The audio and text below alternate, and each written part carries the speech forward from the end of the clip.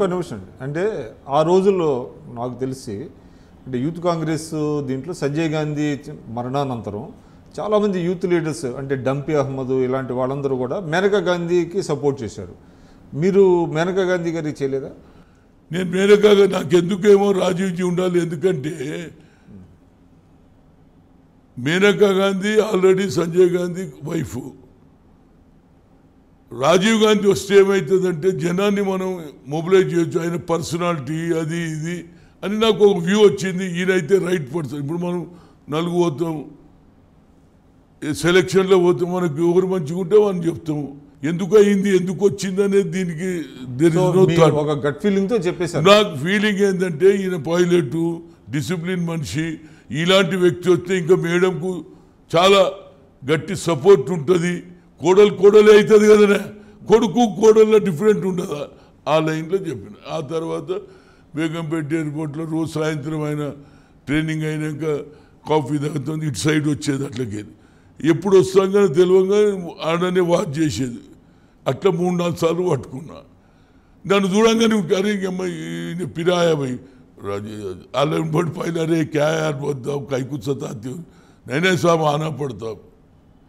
ఇక ఆ తర్వాత సీనియర్స్ అంతా సీనియర్ నాయకులందరూ నచ్చ చెప్పినాక దెన్ ఈ జాయిన్. అందుగురించే నా మీద ప్రేమ. అంటే ముందు రిలక్టెంట్గా ఉన్న తర్వాత ఆ ప్రెషర్కి కొంచెం ప్రెషర్కు అందరూ సపోర్ట్ చేసిండ్రు, సీనియర్ నాయకులు అందరూ ఒప్పించిండ్రు. ఆయన ఇది ఫ్యామిలీ లైఫ్, ఏది పైలట్ చేయాలి, డిసిప్లిన్గా పెరిగినోడు, ఇవన్నీ ఏడని ఆయన అనుకున్నాడు. కానీ ఇక తర్వాత ఆ తర్వాత ఆంధ్ర రావడం, టూర్లో ఉండడం, ఫ్లడ్స్ వచ్చినప్పుడు నేను వెంగళరావు, ఎన్టీ రామారావు, ఆ తర్వాత చెన్నారెడ్డి, ఆ తర్వాత ఆయన ఎంబడి చెన్నారెడ్డి అమెరికా పోతే ఫ్లడ్స్ వస్తే ఆయన ఎంబడి పోవడం, లంకలో ఈ లంక నుంచి ఆ లంకలో బోట్లో పోతున్నప్పుడు ఆయనకు ఒక ఆలోచన వచ్చింది. హనుమంత్ నువ్వు ఎప్పుడు ఏమంటా చేస్తా అంటావు, మా లీడర్ అంటావు, నువ్వు నాకేం చేస్తావు అన్నాడు. అంటే నేను హిందీలో భాయ్ సాబ్ ఆ పూచ్కా దేకో ఆ క్యా బోలే తో మై కడుతూ అన్నా. అనగానే సీరియస్గా తూ ఇసువే కూతా క్యా అంటే దుంకేసిన. కాదే మన గోదావరి నీళ్ళల్లో ఉంటాయి కదా లంక, బోట్లు పోతాయి కదండి. అప్పుడు ఆయన అంటే జనరల్ సెక్రటరీ ఉన్నారా? Okay, general secretary.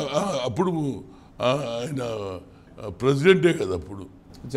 ఆ టైంలోనే అదే 90లో జరిగింది కదా. ఓకే. ఆ తర్వాత దుంకడం, అరే బట్టలన్నీ ఇది మురికి కావడం, నాకు ఈత వస్తుందని అడగడం, ఇవన్నీ.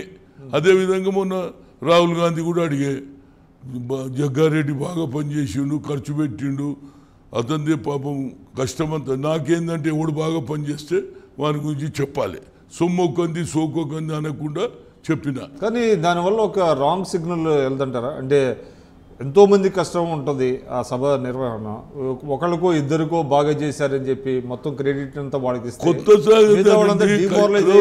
నేను ఏమన్నా పైసలన్నీ అతనే ఖర్చు పెట్టుకున్నాడు, పెట్టిండు. ఇప్పుడు చూడు, మీరు ఒక యాంకర్లలో నువ్వు ఎక్కువ మెసేజ్లు తెస్తే నీ క్రెడిట్ నీకు రావాలనా లేదా, నీ పనితనం రావాలన్నా. నేను అదే చెప్పిన. దీంట్లో ఒకడు బాధపడితే నాకేంటి, పాయింట్ అది కాదు. కష్టపడ్డాడు, ఈ రోజులలో సంపాదించినోడు ఎవడన్నా పైసలు బయటికి తీస్తుండా చెప్పండి, కట్టని చెప్తే ఆయన నవ్వుకుంటున్నాడు. నువ్వేమి తెచ్చినావు, తూ కింద దియా అన్నాడు. అంటే నా దగ్గర ఏమున్నదని ఇవ్వాలన్న. అంటే ఈ బ్రాస్లెట్ చూసాడు, ఏదేదే అన్నాడు. నిన్న పోయి ఇచ్చి వచ్చిన. కానీ మీరు సన్నిహితం ఇవ్వటం మూలన ఇక్కడ విత్ ది కాంగ్రెస్ పార్టీలో మీ మీద కొంత ద్వేషము ఇట్లాంటివన్నీ పెరిగినాయా? నా మీద ఎవ్వరి మీద చూడండి, నేను ఎంతోమందిని తయారు చేసిన. ఇవాళ ముఖేష్ ఉన్నాడు, అంజన్ కుమార్ యాదవ్ ఉన్నాడు,